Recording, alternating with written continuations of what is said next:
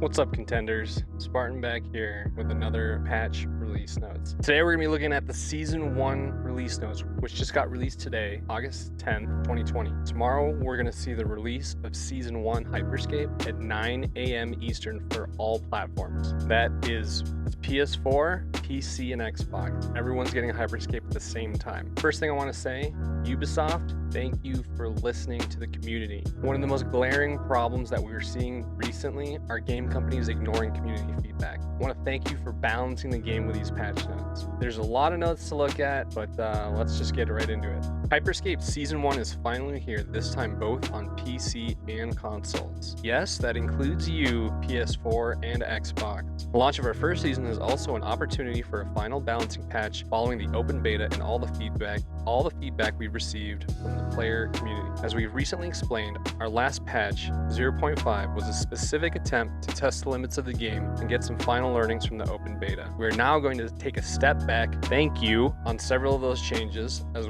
well as refine the general balancing of the game. As with all the patches we've released since our tech test began last month, we will continue monitoring the game closely and consider all the feedback you send us to adjust the game as often as necessary. Regarding time to kill, weapons, and hacks, although we find having a slightly faster TTK can be a good thing, we agree it should come more from balancing the weapons rather than nerfing the hacks. I 100% agree with this. Overall, the 0.5 nerf on hacks was too severe. Like many of you told us, we also firmly believe the unique pacing and gameplay provided by the hacks is essential to HyperScape. We do not intend to drift away from that. Overall, in patch 1.0, we are bringing back hacks comfort and frequency to their previous state while retaining some of the balancing adjustments necessary to the game. For weapons, patch 1.0 brings fixes to the power imbalance created by patch 0.5 while retaining a portion of the accelerated TTK. We also decided to reintroduce the one-shot kill capacity of the Protocol V sniper rifle. We'll be monitoring it carefully in the coming weeks. We are looking at new mechanics to adjust long-range combat in the future, which will give us more tools to balance the protocol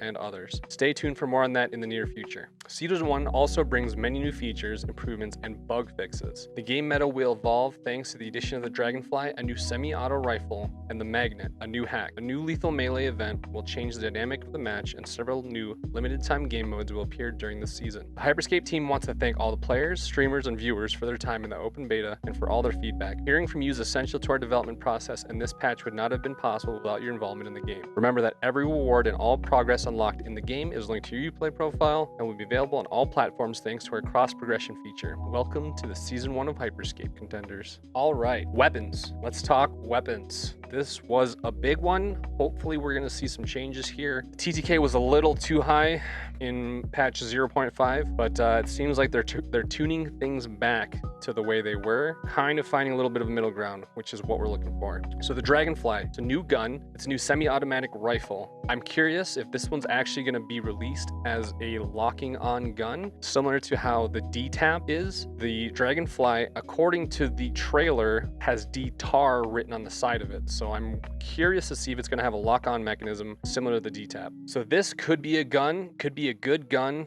It's going to be a make or break depending on its rate of fire. If it fires as fast as you can click, then this is going to be an insane gun. So the Harpy, it looks like they unchanged it, but they decreased the rate of fire. Agreed, the Harpy did do an insane amount of damage close range. You could even shoot it pretty accurately from a distance. I'm happy with these changes. This is good. The Harpy definitely need a little bit of a nerf, and I think this was a step in the right direction. Hexfire, looks like they're not changing the Hexfire. Previous patch, Hexfire was not bad. It still has its place in the game. You're not gonna beat out a Ripper, and you're not gonna beat out a Harpy, but this gives you some flexibility in the middle ground. So the Ripper, the damage got nerfed slightly. These patch notes are incorrect right here. The previous V0.5, these were actually 13s on the first ranks and 15 at max rank, from a 13 back down to 11. The Ripper was a good gun before patch 0.5. I think this is okay. It definitely did absolutely destroy people, so I think this was probably really necessary. We'll see if they can tune this a little bit better in the future. So the Riot One got nerfed a little bit. It looks like at max rank it goes down 1 point. Riot One already is a really strong gun. The fact that they buffed it last patch wasn't really necessary. I think this is fine. D-Tap seems to be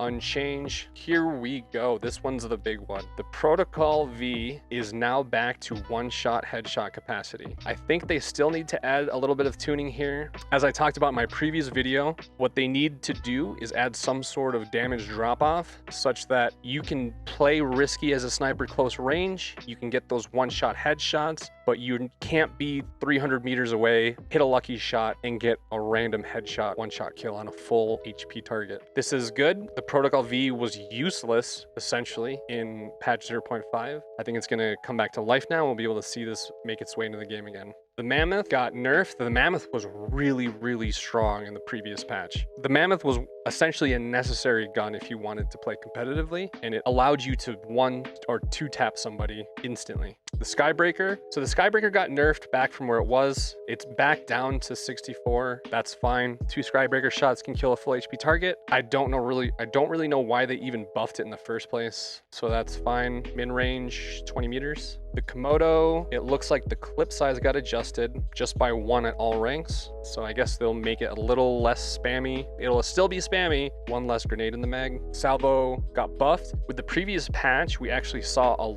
huge drop in the Salvo and a real big uptick with the Mammoth. I think this is going to bring the Salvo back into play, and without that damage knockback, we'll have to see about this one. I'm not exactly sure. I don't use the Salvo that often anymore, and I haven't had it used against me, so we'll see where this ends up in the meta. All right, hacks. The Magnet is it's a brand new hack.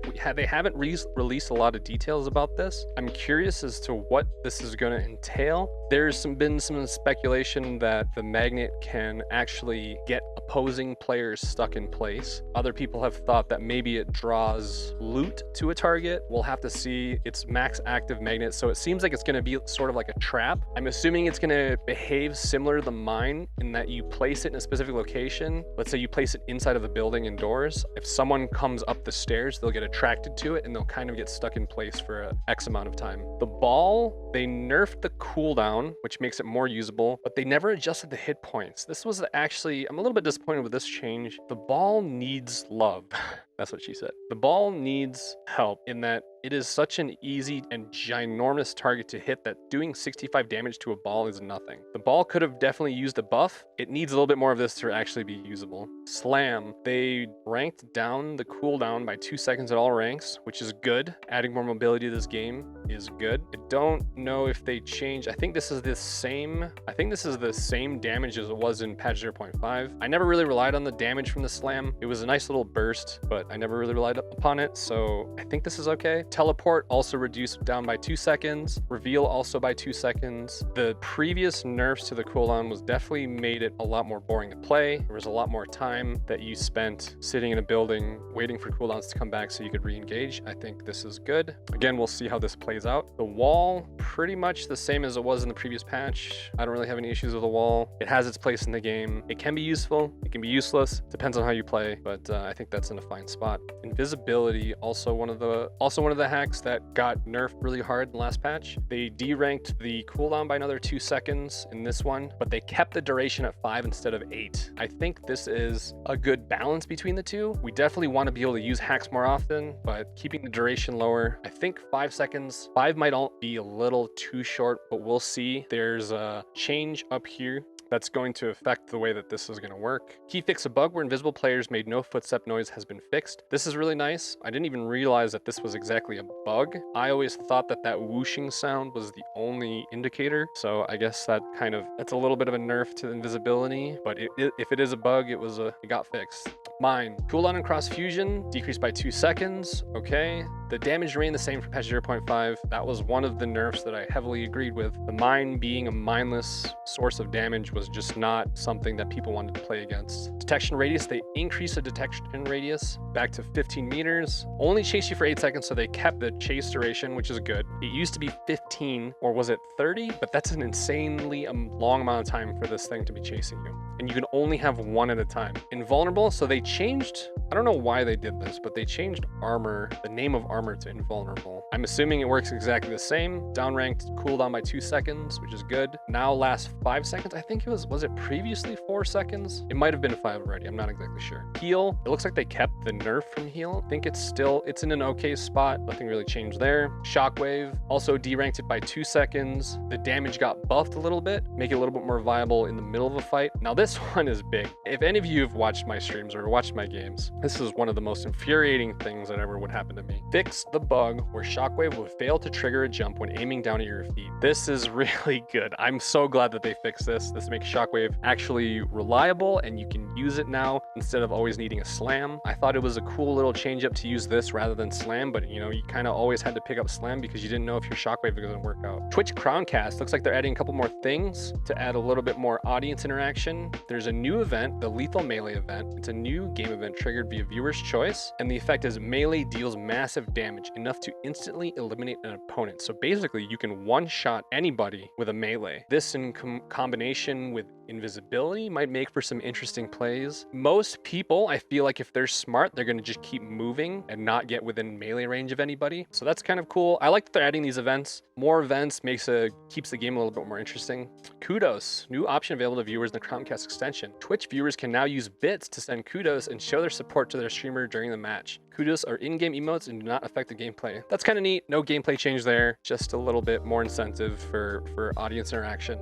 You can basically tip your streamer in-game with emotes. That's kind of cool. Progression, Battle Pass, and Shops. Battle Pass and Challenges. New 100 tiers Battle Pass added with both free and premium tracks. But I'm glad to see that we are actually getting something free. And if you do like the game, you want to support the creators, feel free to buy the premium track and get a little bit more of those cosmetics. Challenges are now always displayed in the world map. That's actually pretty nice. It allows you to track your progress on certain things, especially when people are going to grind out this 100 tier Battle Pass. People are going to want to do these challenges, so bringing up your map and be able to see your challenges is a really nice addition. Assists are now tracked only when helping an ally/squad player eliminate an enemy player as designed. You know, I originally did not understand why assists counted even if your team didn't get the finishing kill. This aligns more with what most games do, so that's fine. Season 1 items have been added to daily shop. A new weekly shop has been added and will propose item bundles. Interesting. So they're going item bundle routes. Basically, you can get discounted sets of items if you buy them as a bundle, similar to what Valorant does. Kind of cool. Memories. Memory shard collectibles have been added to the game. They will progressively appear during the season and will provide lore about the HyperScape universe, as well as battle points once discovered. You can read the lore found with memories in the Hall of Champions located to your left when you enter the HyperScape hub. So this is kind of cool. There is some pretty interesting lore that's behind the game. I think this will be a cool way to kind of unravel the storyline to the players. Game modes and systems, anti-cheat and anti-toxicity. Player reporting tool. This first version of the tool allows players to report other players they're in a squad with. To access the report option, select the name of the squad player in the social menu. This is heavily needed. A lot of people were really toxic in game. A lot of people would just troll. This is something that we really wanted, some sort of player report tool, and then, you know, maybe if you got paired with a cheater, you can report them right there because you can witness them doing it. That is a great addition. Scramble player name, a new feature for streamers for anyone who'd like to anonymize themselves in other players' games. This is really nice. Stream sniping is and always will be a pain, and I'm glad that they added this streamer mode, essentially. This will hopefully hinder people who are trying to chase clout by killing streamers. Minor protection, an option for parents to limit the amount their child can be exposed to other players in game. Enabling minor protection enables the following features: scramble player name on, voice chat channel party only, text chat channel party only, chat filter on. This is interesting. I guess just another little feature to be added for younger audience players. Now player health. This is huge. This will completely change the pace of the game. Health regen trigger delay, 5 seconds. Previously 10 seconds, but overall time to full HP unchanged. Improved and more progressive critical health feedback. So this means that after not taking damage for 5 seconds, your health will start to regen. Before it was 10 seconds, and 10 seconds is actually a really long time in this game. Changing this down to 5 will allow players to get out of combat, start their regen, get to full HP, and get back into the fight faster. This will change the pace of the game. This makes it much more viable for teams to be outplaying other teams for 1v3s. This adds a lot more content. This adds a lot more skill to the game in a sense that if you can get out safely for 5 seconds, you'll start regenerating your health, which can put you back into combat almost twice as fast as previous. This is big. I really enjoy this change. I think HyperScape meant is meant to be a fast-paced game, and this is heavily supporting that. I think what we were all looking for was a little bit faster TTK with a faster re-engage time, and that seems to be what we're getting in this patch. I love it.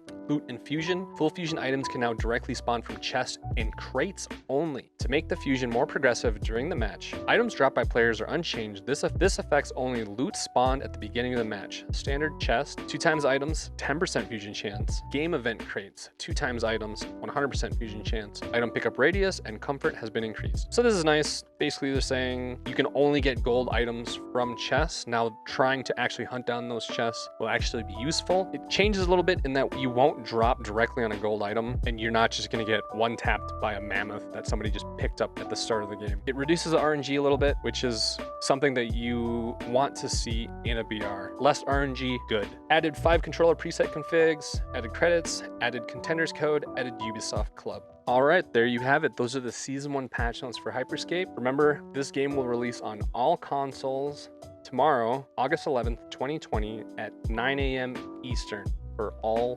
platforms. And again, if you haven't checked me out, I do stream on Twitch. Check me out, twitch.tv/SpartanXXX. Hit me up sometime.